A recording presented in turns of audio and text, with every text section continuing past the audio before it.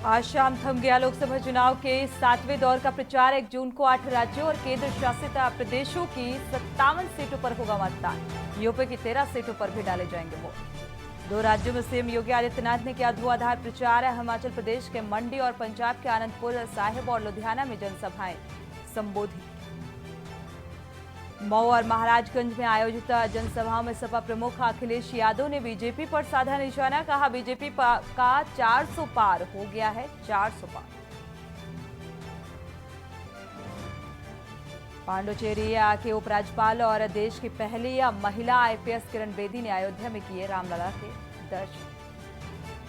अब विशेष सुरक्षा बल यूपी एसएसएफ के जवान करेंगे न्यायालय परिसरों की निगरानी। पहले चरण में कानपुर, अलीगढ़, गोरखपुर।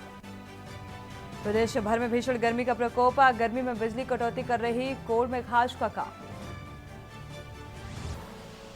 आप देख रहे हैं के न्यूज, खबरों का सारथी।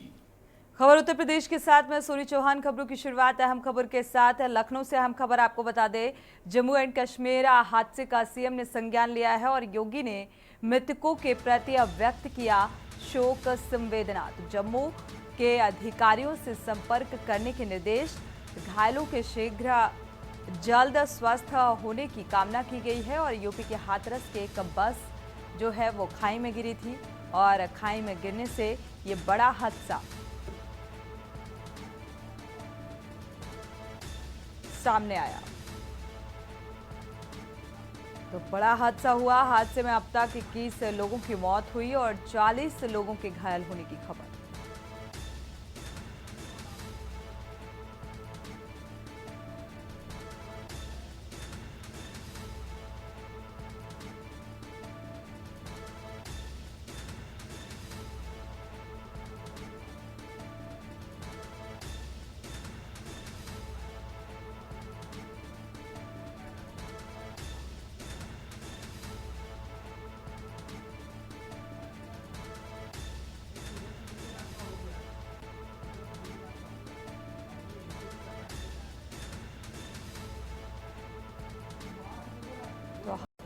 ये फिलहाल अब बड़ा हादसा है। अब तक 21 लोगों की मौत की खबर सामने आ रही है और 40 लोग इस हादसे का शिकार हुए हैं। फिलहाल घायल बताए जा रहे हैं। 21 लोगों की मौत की खबर।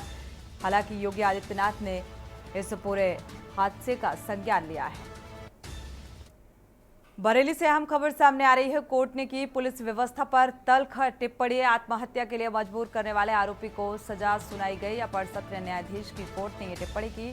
सजा के आदेश में बरेली पुलिस की ये टिप्पणी सामने आई है। सही पेट्रोलिंग की जाती तो ऐसी घटना ना होती। कोर्ट की ये टिप्पणी शबनूर की आत्महत्या पुलिस व्यवस्था पर सवाल खड़ा करती है। और 27 सितंबर 2020 को शबनूर ने आत्महत्या की थी और आत्महत्या के लिए मजबूर करने वाले आरोपी को सजा।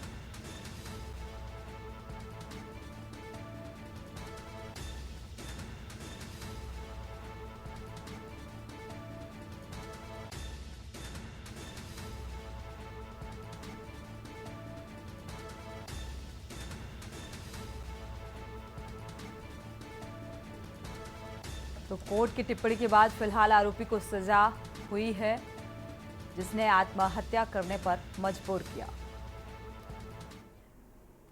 हमीरपुर से अहम खबर सामने आ रही है। हमीरपुर से आपको खबर बता दें, प्रचंड गर्मी का तांडव लगातार जारी है। पशु पक्षियों का जीना दुश्वार हो चुका है और गर्मी से हो रही चमगादड़ों की मौत। चौरा देवी मंदिर स्थित पेड़ के नीचे कई चमगादड़ मृत पाए गए।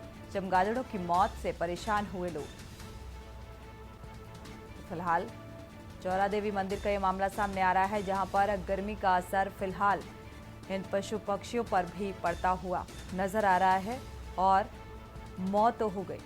तो कई चमगादड़ मृत पाए गए।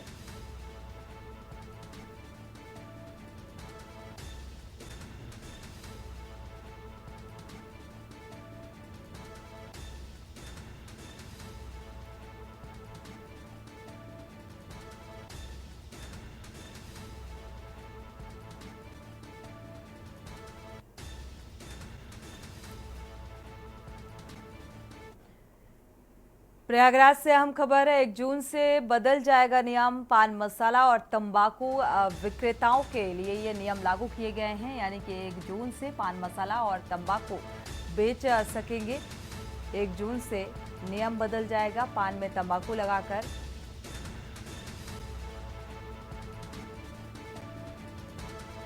तो पान में तंबाकू लगाकर फिलहाल जो दुकानदार हैं वो नहीं बेच सकेंगे। दुकानों में सिर्फ मीठा पान बेचने की अनुमति दी गई है। तो तंबाकू बिक्री के लिए विक्रेताओं को ये लाइसेंस लेना होगा और आदेश की अवहेलना करने पर सख्त कार्रवाई की जाएगी।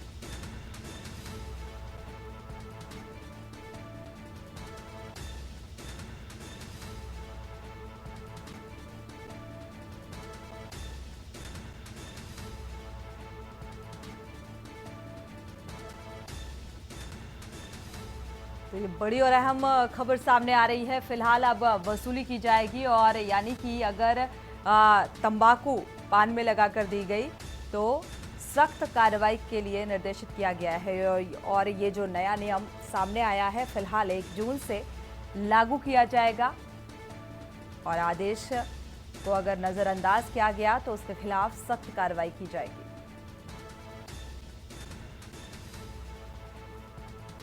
फिलहाल ये नियम पान मसाला और तंबाकू कारोबारियों के लिए, दुकानदारों के लिए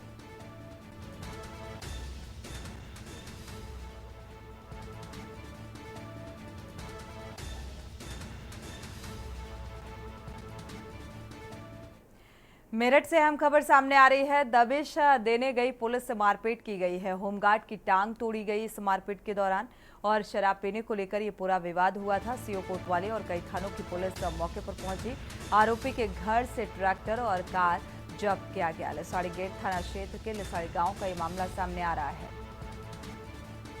तो मारपीट का ये पूरा मामला सीओ कोतवाली और कई थानों का जो पुलिस बल है वो मौके पर मौजूद। मारपीट कर होमगार्ड की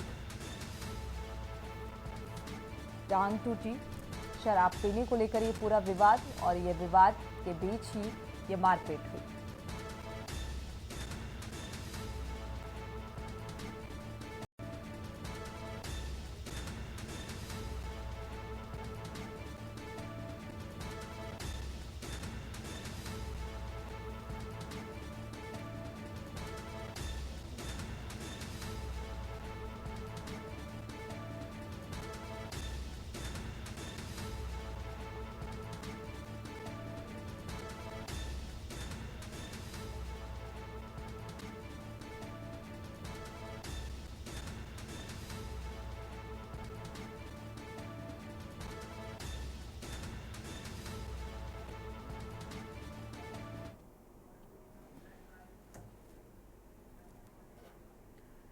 बढ़ते आगे रुक करते हैं अगली खबर का। अमरोहा से हम खबर। चोरों के हौसले दिन पर दिन बुलंद होते जा रहे हैं। 4 घरों में लाखों की चोरी की घटना को अंजाम दिया और घरों में चोरी से हड़कंप मचा। सूचना पर पहुंची पुलिस फिलहाल इस पूरे मामले की तफ्तीश में जुटी है और हसनपुर कोतवाली क्षेत्र का ये मामला बताया जा रहा है। फतेहपुर से अहम खबर। चोरी की घटना का पुलिस ने खुलासा किया है। मोबाइल की दुकान में चोरी की वारदात को अंजाम दिया था चोरों ने। एक अभियुक्त को पुलिस ने गिरफ्तार किया। तो कब्जे से 23 एंड्रॉयड मोबाइल फोन, गांजा बरामद किया गया है। आरोपी के खिलाफ पहले भी कई मुकदमे दर्ज थे। लहलौली थाना क्षेत्र के गंजरन डेरा मोड़ की ये घटना सामने आ रही है, जहां से फिलहाल आरोपियों की गिरफ्तारी की गई।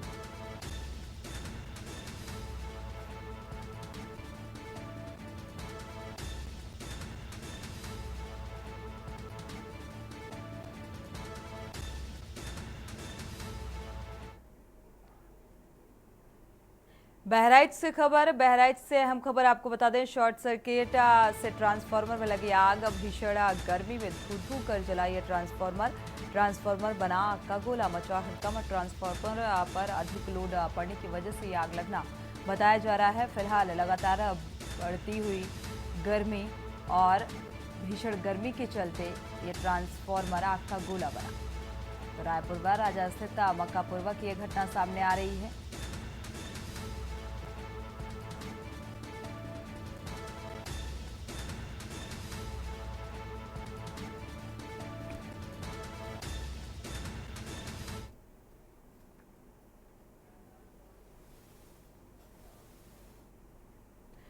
बढ़ते आगे और बात करते हैं लखनऊ में गर्मी ने 30 वर्षीय मजदूर की जान ले ली। मजदूर की सड़क पर गिरकर दर्दनाक मौत हो गई। झोपड़पट्टी में रह रहे मजदूर की मौत इंदिरा नगर के अबरार नगर का यह मामला सामने आ रहा है। तो भीषण गर्मी के चलते मौत होना बताया जा रहा है। झोपड़पट्टी में रहकर ये मजदूरी का काम करता था और अचानक से चक्कर आया और मौत हो गई। लखनऊ से हम खबर डूंगरपुर मामले में आजम को 10 साल की सजा सुनाई गई है। मामले में कोर्ट ने 14 लाख का जुर्माना भी लगाया है। कोर्ट ने बरकत अली ठेकेदार को भी दोषी पाया। इस मामले में जमीन पर कब्जा, घरों में घुसकर तोड़फोड़ करने का आरोप लगा था और इसी मामले को लेकर फिलहाल ये फैसला निकलकर सामने आया है। तो जमीन पर कब्जा समेत ये आरोप, कई गंभीर आरोपों को लेकर ये फैसला 10 साल की सजा सुनाई गई है।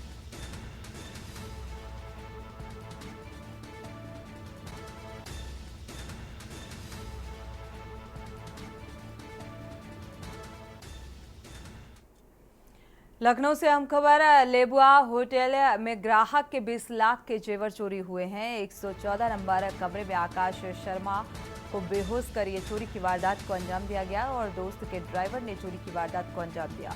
2 अप्रैल को ये लेबुआ होटल में ये घटना हुई थी। जेवरात की चोरी हुई थी। दिव्यम सिंह उर्फ नितिन सिंह पर मुकदमा दर्ज किया गया था और क्राइम टीम और पुलिस ने आरोपी नितिन को गिरफ्तार कर लिया है।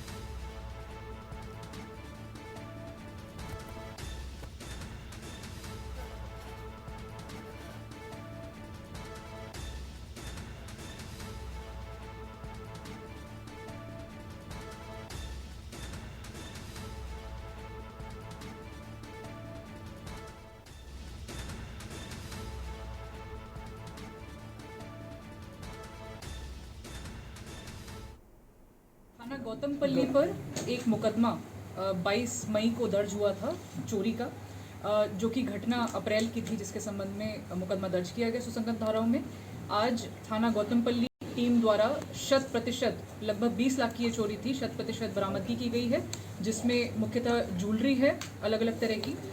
इसमें जो अभियुक्त है उसकी गिरफ्तारी करके उसको माननीय न्यायालय के समक्ष प्रस्तुत किया जा चुका है। जो गिरफ्तार अभियुक्त है वह दिव्यम सिंह उर्फ नितिन सिंह पुत्र रमाशंकर, जो कि जौनपुर का रहने वाला है। ये जो अभियुक्त है इसका आपराधिक इतिहास जब तलाशा गया तो इसके खिलाफ पूर्व में 12 मुकदमे जो हैं जनपद जौनपुर में ऑलरेडी लिखे जा चुके हैं। वक्त एक छोटे से ब्रेक का, लौटेंगे चल वापस आ रहे हैं। रुक करते हैं खबरों का। खबर अमरोहा से है, जहां एक प्रेमी युगल ने प्यार के खातिर मजहब की दीवार तोड़ दी और सनातन धर्म अपना लिया। युवती शिफा से संध्या बन गई और अनमोल संग आर्य समाज मंदिर में विधि विधान से शादी रचाई। युवती ने बताया कि वो शाकाहारी है और शुरुआत से ही सनातन धर्म से जुड़ी हुई है। गौ माता सेवा ट्रस्ट के लोगों ने प्रेमी युगल की शादी करा दी और सुखमय दाम्पत्य सूत्र बंधन में बांधकर आशीर्वाद दिया।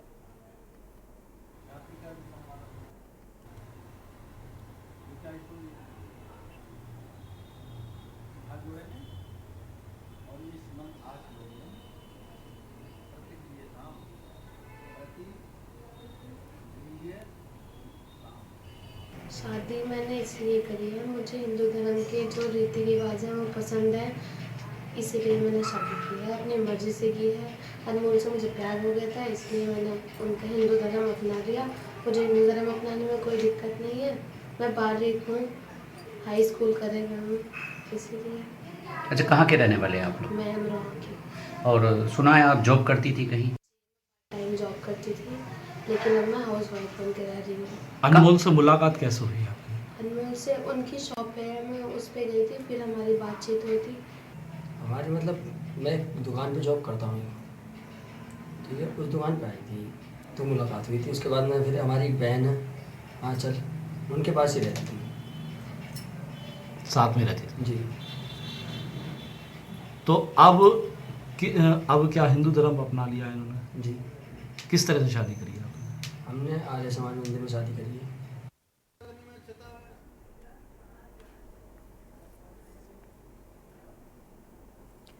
बढ़ते आगे रुक करते हैं अगली खबर का। महाराजगंज समाजवादी पार्टी के राष्ट्रीय अध्यक्ष और पूर्व सीएम अखिलेश यादव ने महाराजगंज लोकसभा से निचलौल में एक विशाल जनसभा को संबोधित करते हुए बीजेपी पर निशाना साधा और अपने संबोधन में राष्ट्रीय अध्यक्ष अखिलेश यादव ने मोदी के एकांत में जाने पर भी चुटकी लेकर कहा कि परिणाम के बाद उनकी तपस्या की कुछ जो कमी है वो रही होगी।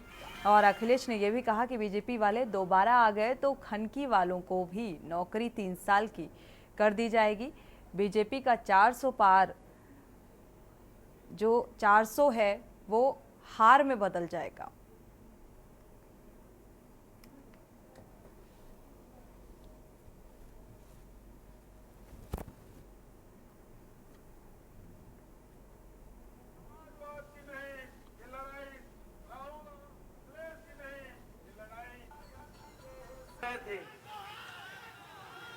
जो लोग 400 पार का नारा दे रहे थे, बताओ 7वें चरण तक आते आते वो नारा अपना भूल गए कि नहीं भूल गए? और न केवल नारा भूल गए हैं, अब उन्हें डर सता रहा है कि कहीं 400 न हार जाएं।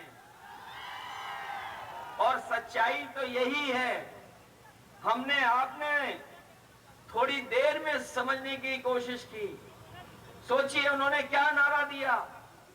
नारा दिया 400 पार। हम लोग बाद में समझ में आया कि 400 पार का मतलब हुआ कि 543 में 400 पार मतलब 143 सीटें। 400 हार मतलब 143। और सच्चाई तो ये है कि जनता का गुस्सा 7वें आसमान पे पहुंच गया है और 140 करोड़ की जनता इनको 140 सीटों के लिए तरसा देंगे। बढ़ते आगे, हिंदी पत्रकारिता दिवस के अवसर पर कानपुर प्रेस क्लब के तत्वाधान में एक गोष्ठी का आयोजन किया गया, जहां पर सोशल मीडिया पर पत्रकारिता को मिल रही चुनौतियों को लेकर विशेष रूप से चर्चा की गई। और कार्यक्रम में अतिथि के रूप में अपर जिला जज शुभी गुप्ता और CSJMU के कुलपति प्रोफेसर विनय पाठक ने शिरकत की। और जहां पर आयोजक कानपुर प्रेस क्लब अध्यक्ष और महामंत्री समेत वरिष्ठ पदाधिकारियों ने बुके देकर उनका स्वागत किया, प्रतीक चिन्ह देकर सम्मानित किया। और इस अवसर पर अतिथियों समेत कार्यक्रम में सम्मिलित हुए वरिष्ठ पत्रकारों ने बारी बारी से विस्तार से हिंदी पत्रकारिता दिवस पर बताया।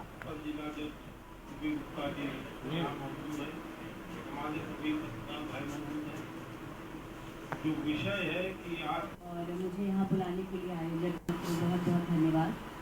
पत्रकारिता दिवस की सभी पत्रकार बंधुओं को बहुत बहुत शुभकामनाएं। दिवस है, इस मौके पर आप कार्यक्रम में संदेश देना चाहेंगे? मैं यही संदेश देना चाहूँगी कि जिस तरह से पत्रकारिता आज तक होती आई है, ट्रूथ पे बेस्ड और फैक्ट्स पे बेस्ड, उसी तरह से आप लोग इसको निरंतर जारी रखें, क्योंकि ये रीढ़ की हड्डी है, संविधान की भी रीढ़ की हड्डी है। और आर्टिकल 19 में ये सब आप लोग को जो है फ्रीडम दी हुई है। और बाकी चीज़ें जो समाज में है, सबका आधारभूत मीडिया ही है।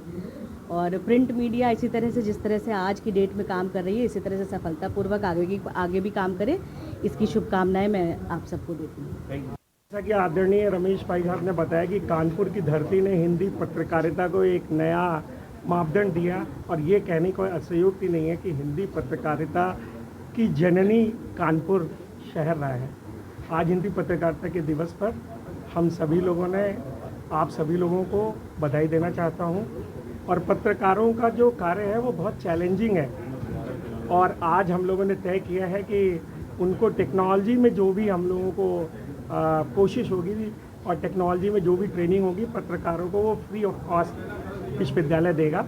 और विश्वविद्यालय एक हिंदी पत्रकारिता और उर्दू पत्रकारिता को लेकर एक म्यूज़ियम बना रहा है, जिसमें आप सभी पत्रकार भाइयों से और समाज के सभी लोगों से जो ये सुन रहे होंगे, अगर उनके पास कोई पुराने पत्र हैं, पुरानी इन्फॉर्मेशन है, तो वो रमेश जी को दीजिए। और रमेश जी और अध्यक्ष जी और महामंत्री जी ये कमेटी बना रहे हैं। और दूसरा, हम लोगों ने प्रोफेसर ऑफ प्रैक्टिस शुरू किया है, तो हमारे जो नए बच्चे हैं, जो भी यहाँ पुराने हमारे पत्रकार हैं या नए पत्रकार हैं, वो भी हमारे यहाँ क्लासेस लेंगे और हमारे नए बच्चों को ट्रेन करेंगे।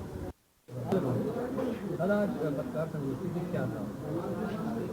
ही के दिन कानपुर के पंडित जुगल किशोर शुक्ला जी ने कलकत्ता से हिंदी का पहला अखबार निकाला था। इसको देखते हुए 30 मई पत्रकारिता दिवस के रूप में मनाया जाता है। आज हिंदी पत्रकारिता दिवस पर कानपुर प्रेस क्लब में पूर्व की भांति एक संगोष्ठी हुई, जिसमें विषय था सोशल मीडिया के दौर में पत्रकारिता की चुनौतियां। उस पर कानपुर विश्वविद्यालय के कुलपति विनय पाठक जी,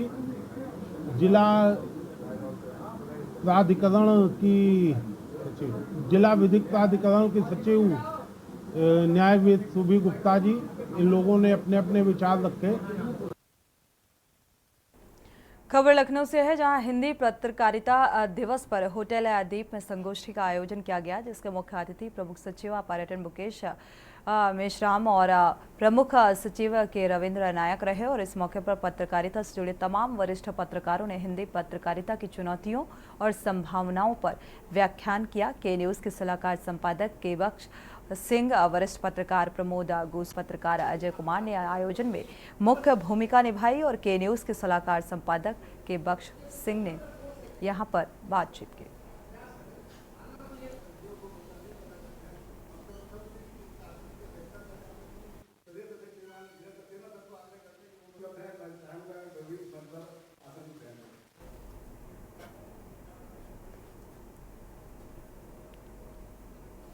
इसी के साथ फिलहाल आगे बढ़ते हैं। अयोध्या से हम खबर विकास प्राधिकरण ने लोगों से